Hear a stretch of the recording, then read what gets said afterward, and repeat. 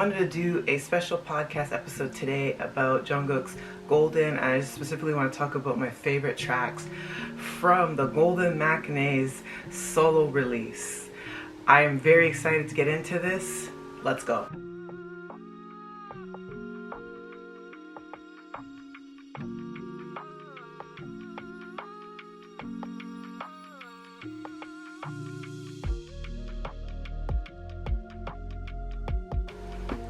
Hi, I'm Monique. I am the host of Off by Purple Heart podcast, where I talk to you about K-dramas, C-dramas, BTS, and basically anything else I want to talk about. I want to get into Golden. I have listened to the tracks. I actually listened to it as I did my whole wash day for my hair.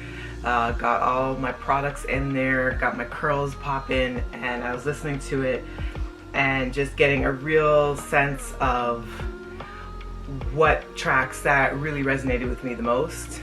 I have to start off actually with Standing Next to You, because the music video for this came out Friday, and I think it deserves a Grammy nomination right off the bat. I know this is like a big bugaboo amongst fandom to talk specifically about Grammys, and there's like a whole decades long, if not a lot more years of discussions about how the Academy process is and who gets the right to have nominations versus who doesn't, the whole talk around the racism in categories, the xenophobia that happens, all that stuff.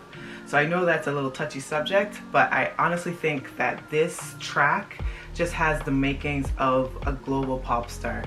I think that this is very much in the same vein of what Harry Styles has done as far as like just the visuals and as far as to production values of the song.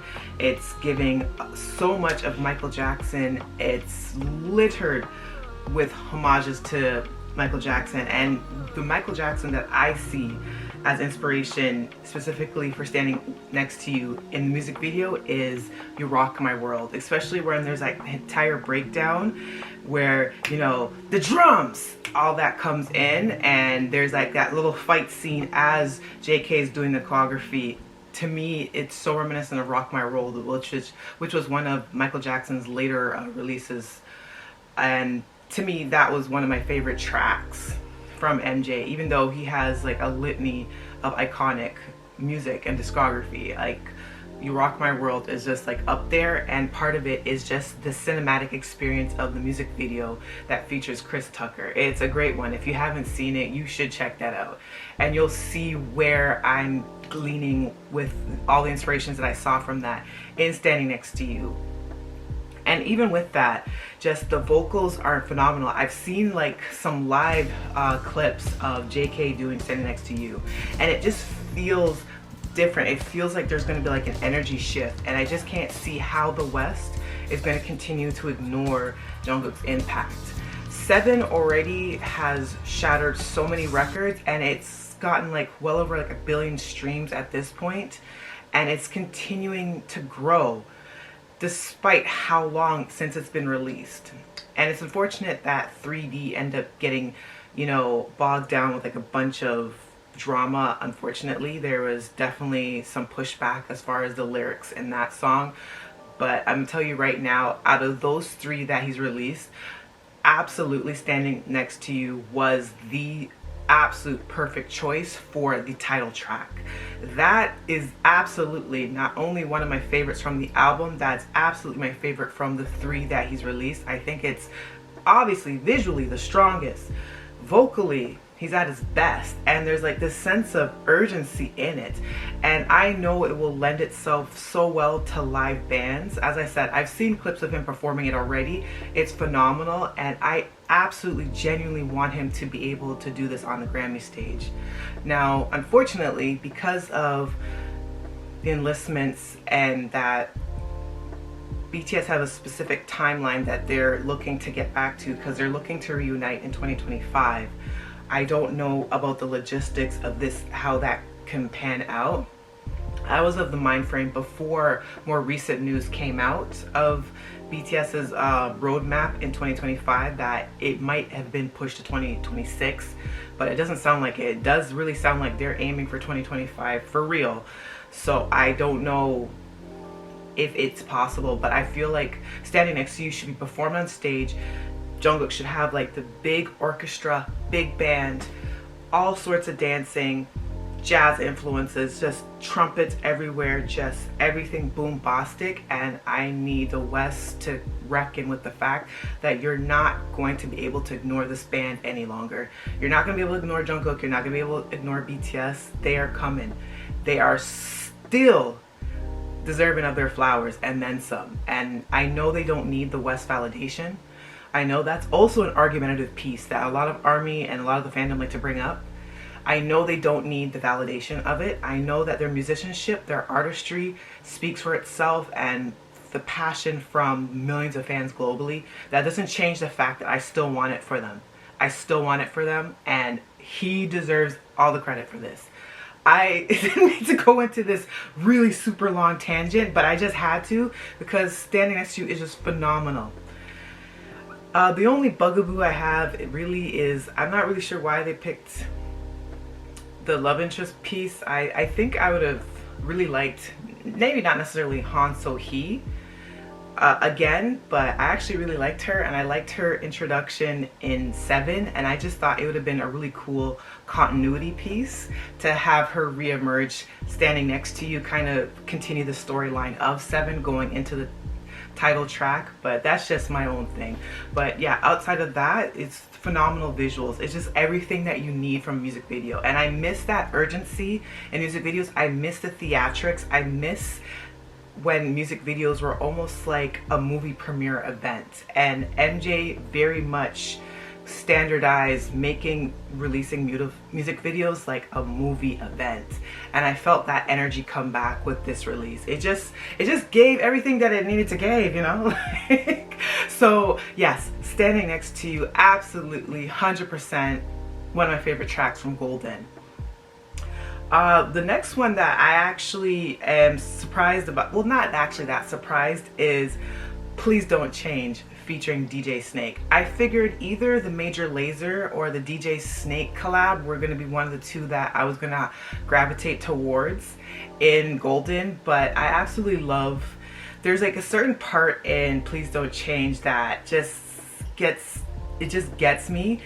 It's that cool part where he's just like, and I love you, please don't change. I have my Spotify with me right now. It's just so good. It's just that part. Oh, I love you, please don't change. I feel like that could be a dance challenge in itself on TikTok, because we all know that JK's like in his TikToker dance challenge era, and I've been really enjoying the videos that he's been uploading and all the little fancy editing tricks that he's doing with it. But I feel like this one could really be good as far as a dance challenge track. And as I said, there's something about the and I love you, please don't change. There's just that part of it that it just scratches all the neurons in my brain, and I just think it's such an earworm. And it's more of the lines of what I really wanted from JK. I really wanted him to get really glossy, high production value, dance, earwormy type pop. Because I know that's the type of music he tends to go to. And I know his vocals are built for beautiful studio productions. So I actually really enjoy Please Don't Change. My next favorite one is got to be Somebody. Oh my god. And again, it has that earwormy element, and his vocals when he comes in, I actually thought he was going to start rapping, and it's kind of like he's doing like that sing talking, and it's in that lower register, which is like so smoky and it's so addictive.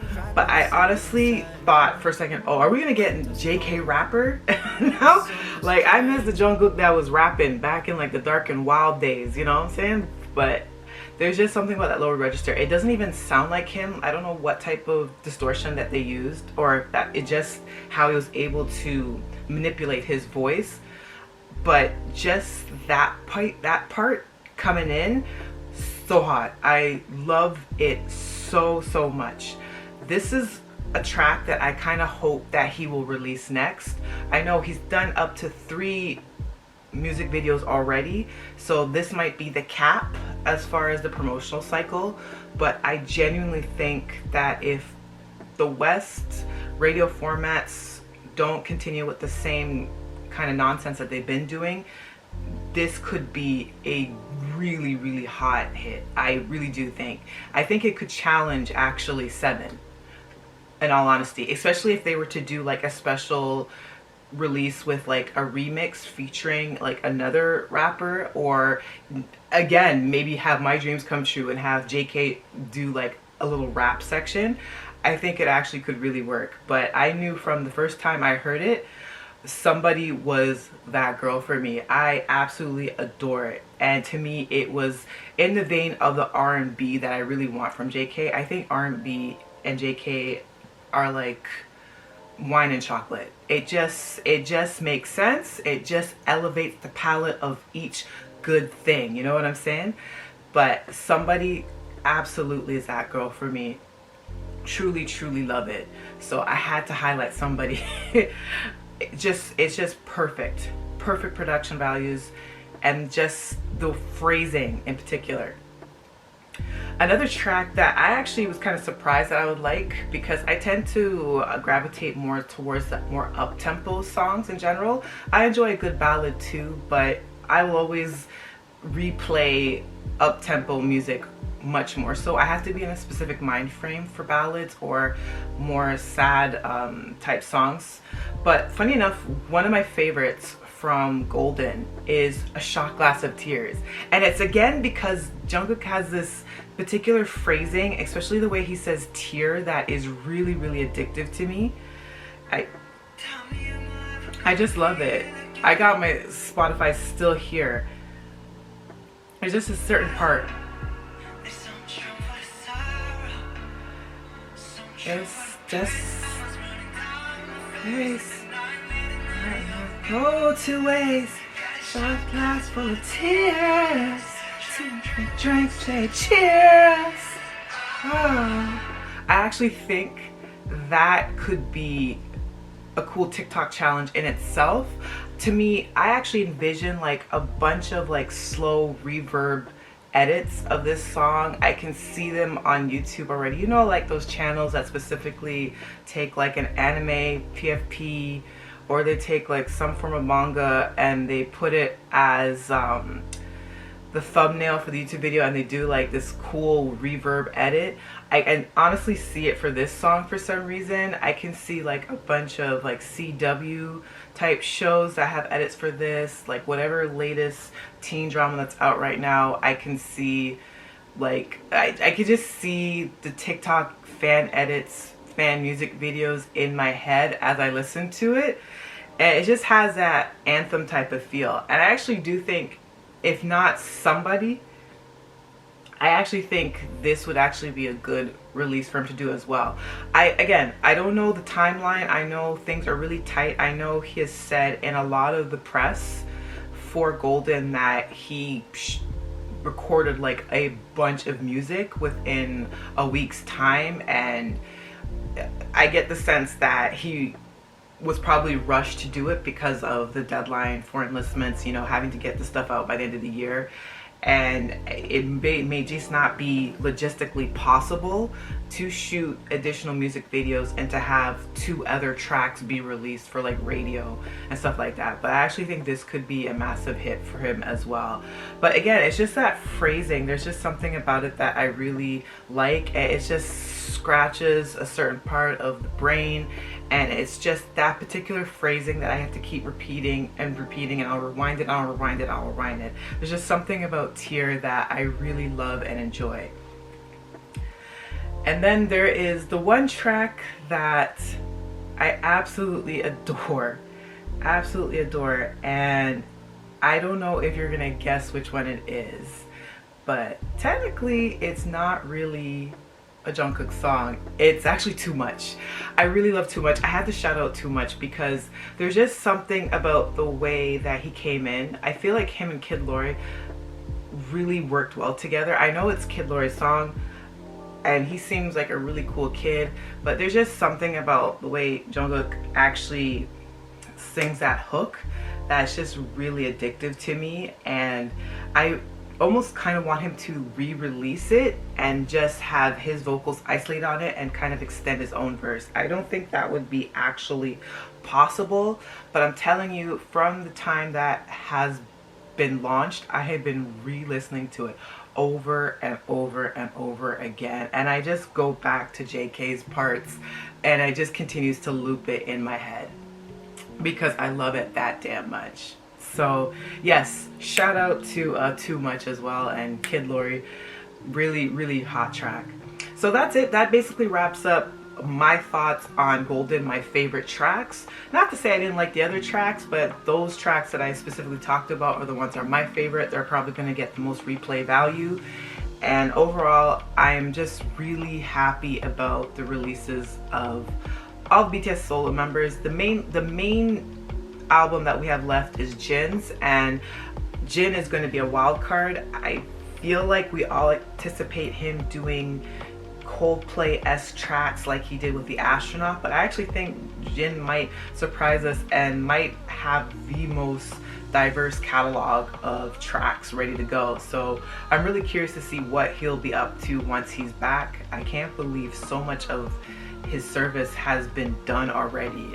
I was definitely hit hard when Jin enlisted first. I remember just crying and just not feeling myself. It just really shook me up. So to know that so many months have passed is really cool. But yeah, I am really looking forward to JUNGKOOK continuing to tear up the charts.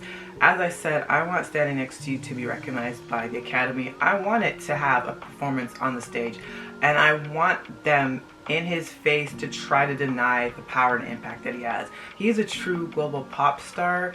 He is going to continue to break records, and there's only so much bullshit in that the West is going to be able to put up as a front against this group. I don't really care about people's person-to-person opinion about BTS at this point. They have plenty of haters. I know what they're all saying.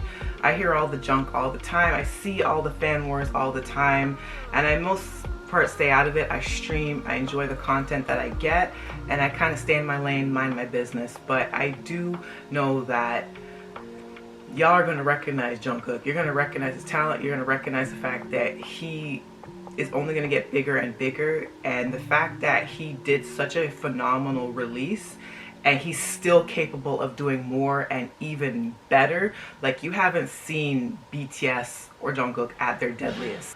I'm going to wrap this up. This is my podcast for today. If you enjoy, please share. If you enjoy K-dramas and you enjoy C-dramas as well, along with your BTS fix, please continue to support the podcast. It really means a lot to me. If you're watching this via YouTube, I appreciate you. Thank you so much. I hope this doesn't get copyrighted to hell. If you're listening to this via Spotify, I thank you as well, and look forward to more K-drama, C-drama reviews, and I'm just going to keeping my eye on BTS and what their next moves are going to be. Till the next one, bye.